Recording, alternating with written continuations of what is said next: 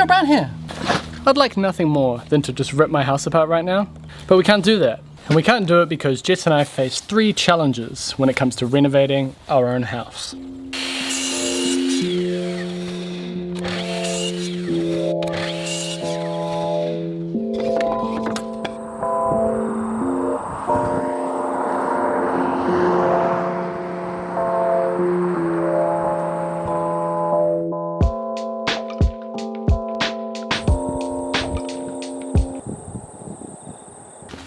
Welcome to another exciting episode.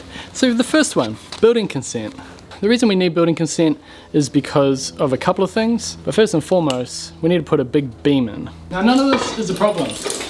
I've got so many small jobs to do around the house. As much as I'd love to do the renovation, I know that this process is necessary. And if you haven't done this process before, or maybe you have like a wall in your house that you want to knock down and put a beam, well, you have to go through building consent in order to do that. They need to check that it's structurally sound, it's not going to fall on someone's head while you're watching television, and it's safe. So the first thing that we've done to get this process going is to get an architect. And the good news is, despite all the difficulty in the building industry right now, we managed to get an architect. Kia ora. How tricks, man? Good. There you go. How are you, Matt? All right? I'm good today. Welcome to the show. Always a pleasure to be here with you guys. Good morning, camera. Is this the lifestyle, is it? Yeah, filming everything that moves. All the time. All the time, non-stop, 24/7.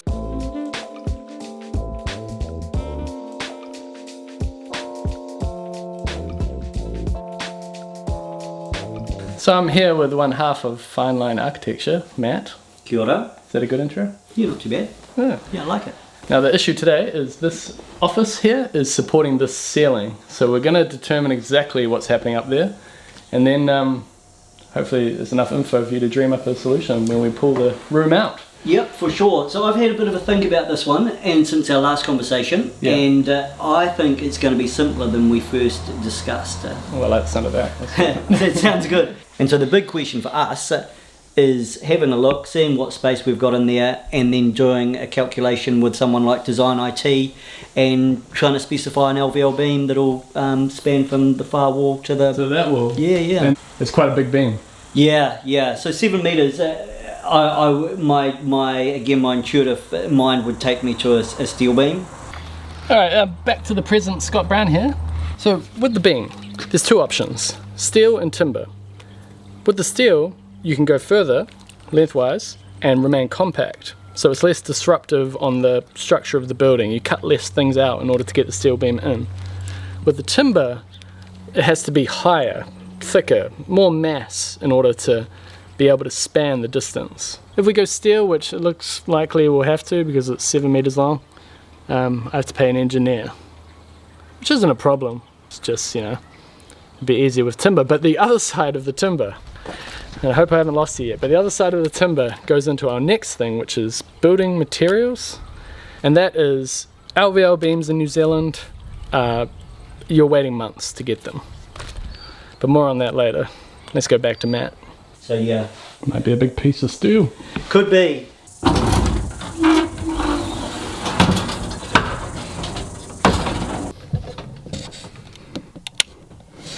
Oh, you're looking prepared, Matt? I'm looking the part. Yeah, Matt. So this looks super tidy, eh? Yeah, it's not Wow. bad, eh? No, love it. With some insole, so that's Insole fluff. insole fluff under there. Yeah. So we've got that. So we'll just make sure as we walk around up here, Don't step on that. that's the ceiling joist there. The ceiling joist is running this way. Our old wall has been taken out from here, and these 2 strong back, these 2 lines are just giving additional lateral support to those ceiling joists as they span from wall to beam to external wall. So, Oh, there's a tube of silicon down there. oh yeah, that'll come in handy. Free materials. yeah. And that's all asbestos. Okay, I love it. So over here is the problem room, right? Yeah. And then that is the end of the beam there, which ends on the corner of the problem room. A PFC is a channel. I think it's called a preformed channel or something. That's what the PFC stands for. Yeah. You add another bit of blocking in the same dimension as that, coming all the way across to our top plate over here, and then you're just bolting the PFC through into that timber member. In this room, in the new room we create, we're going to have to add some additional bracing into the existing walls to keep the whole thing nice and stable and steady. And Yep. I've got to ask, Matt. yo, Where do you get your R-rolling accent from? Gore. Really? Yeah, born in Gore. Left Gore at about age 10, I think. Wow. And yeah, still. And that's how managed to- strong the R-rolling is in Gore. Yeah, there's a bit of R rolling in Gore, and I think I've got it. I've got a good dose of it. But yeah, Gore, Dunedin, Invercargill, that Southland, a lot of Scots turned up, and yeah, it's definitely a carryover from that. Bit of New Zealand history. Aye. Yeah. Aye, Paul. Probably just shaved a few years off our life not wearing masks up there, so Yeah. let's improve on our mistakes. Totally, Scott. I agree wholeheartedly. Better late than never. I agree wholeheartedly. Get a trade behind you, son. You can always fall back on it. So Matt and I, under the house here, we're trying to figure out what's happening with the foundation. Whether the foundation is sitting under the location of the beam, because that's important. Let's use this garage as an example, right? You got this roof truss here, you got a roof truss here, and they are going across the whole area, and all their weight is being transferred to the wall behind me. And the great thing about a wall is it spreads the weight evenly. There's no point where the weight is pressuring in one little area. It's spread across the whole garage. By putting a beam in this garage wall, if we were to put a big door in the wall here, big opening or something, we'd then be adding a beam, just like the house. And then we would have pressure points. The weight would be hitting the beam, transferring down to 2 pressure points. So it's important that those pressure points are strong. So what Matt and I are doing under here is we're checking, is the post in the right place? And thankfully it is.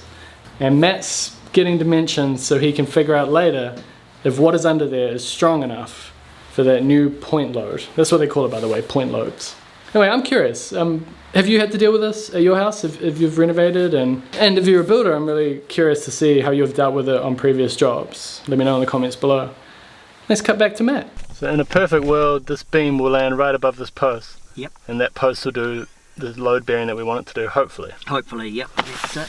And this perimeter concrete wall is going to only do us favours. Right. You know what I mean? It's sort of tying this sort of, it's almost like a foundation beam between Right. the two foundations. So, like a sink here. Mate. Oh, thanks! Hey, look at those curves! Whoa! Beautiful. Wow. Free sink. And then what's this? Louis Vuitton. Who would think all the dusty work would be starting so soon? Yeah, exactly. But I think it should pay off in the end, you know? Yeah, I think so. Getting a bit of data on the house in advance of swinging a hammer always helps. Yep, sets us up. The boiler suit will go back in the cupboard. But great to see you, Scott. You too, Matt. Yeah, and take care. We'll catch up in the near future.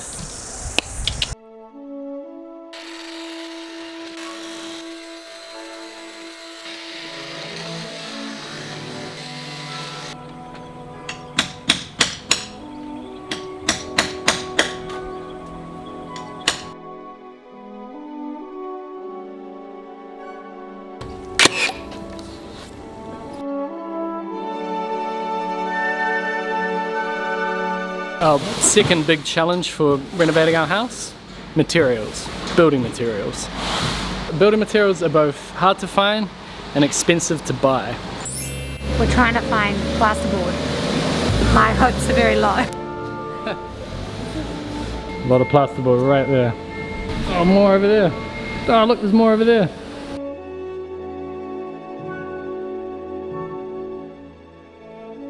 So this is the current situation in New Zealand at the moment. Sold.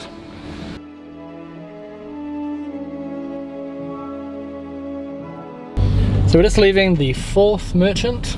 Been to 4 merchants looking for jib and we managed to find some.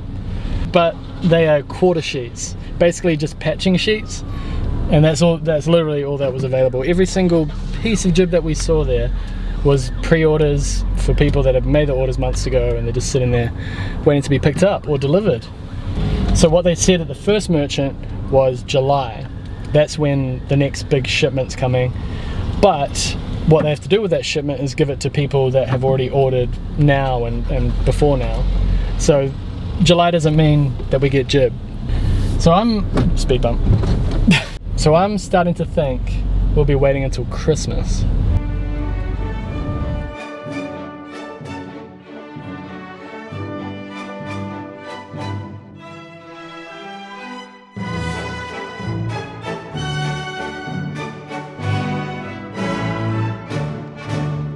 So yeah, that's where we're at. Unless we can come up with a different kind of interior lining. Not that. Yeah, unless we can get some sort of random batch that's available. I actually went online. I went on to Trade Me. It's like a eBay, I guess.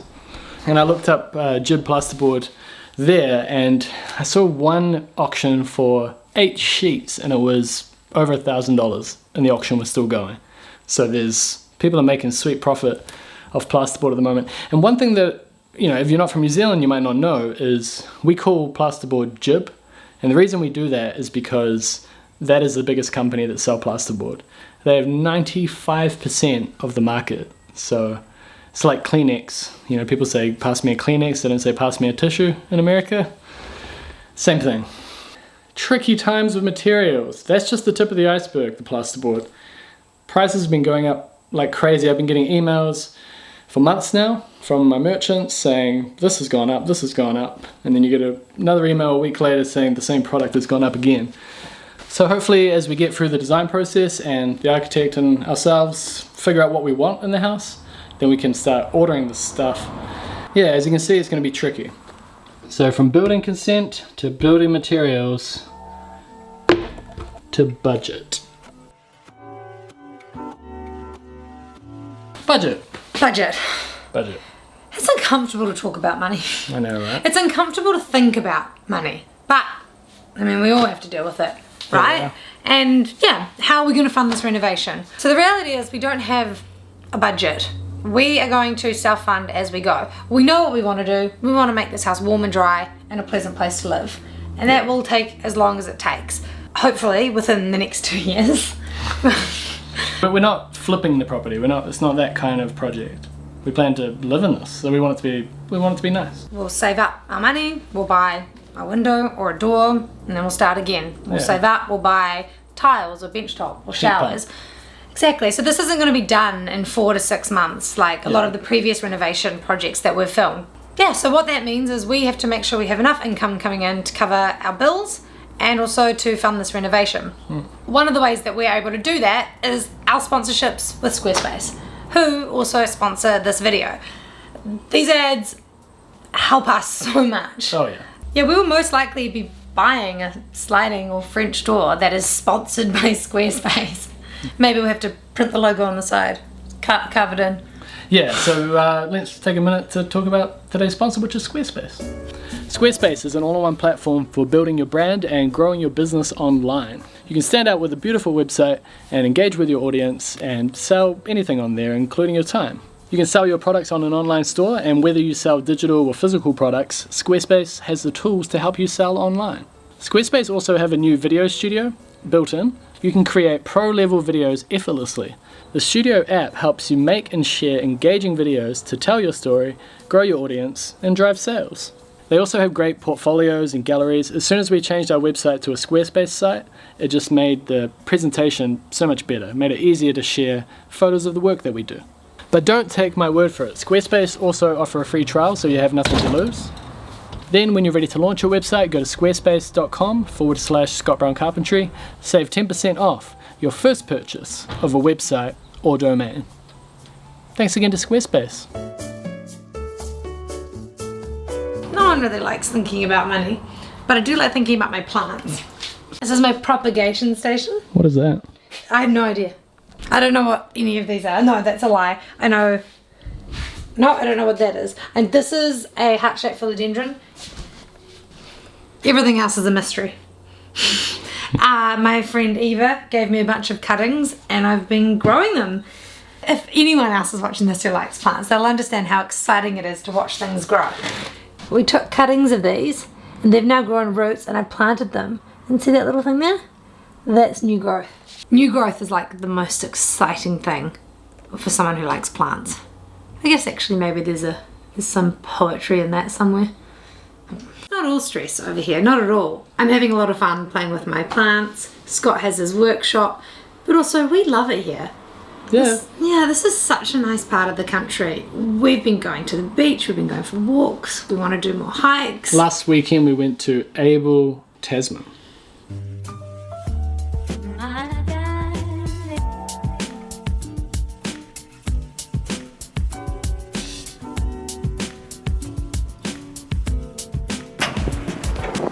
Scott Brown here. Here I am in Paradise, and we just caught a boat here. Now we're gonna have a little walk around. How do you feel about wherever we are? I can't believe we live here. We don't quite live. Well, no, but Yeah. 40-minute drive, 20-minute, 30-minute ferry ride. And here we are. We used to have to fly with a rental car, accommodation. Yeah. Now we just pop here on a weekend day.